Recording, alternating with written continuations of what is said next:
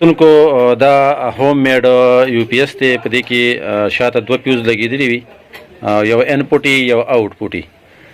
یو د انپوټ د چارجینګ دپاره استعمالېږي، بجلي ورته راځي چارج کېږي که نه چارج کېږي. یو آوټپوټ چې کوم کور ته تللی وي د هغې دپاره. نو ګورو چې دا کله تاسو ته پیوز وکړي نو د هغې طریقه کار درته ښیم. کتونکو دا کوم د لاسو جوړ یو پی ایس چې کوم دی دا هغه دی، او دې کې تاسو لیدی شئ یو طرف ته د پرسنټیج اشارې دی، بل طرف ته اشاره چې کومه ده اوس لګېدلې ده، یو پی ایس اشاره لګېدلې ده.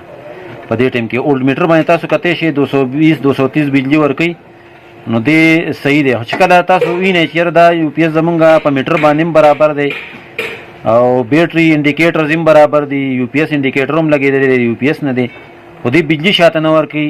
مثال کور ته بجلي نه ورکوي، نو پوه شئ چې د دې آوټپوټ پیوز والی دی، او آوټپوټ پیوز چې کوم دی شاته لګېدلي هغه به ته چینج کړئ، نو دی به ستاسو دا یو پی ایس چې کوم دی دی به کور ته بجلي چې دی هغه سټارټ کړي.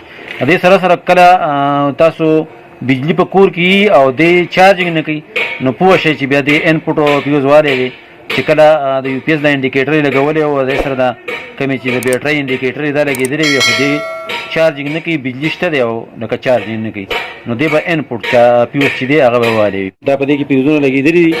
دا په ښه په اسانه طریقه باندې پیج دی، چپ طرف ته به یې تاو کړئ، چپ طرف ته به دا تاو کړئ او د دې نه به دا پیوز چې کوم دی دا راوباسئ.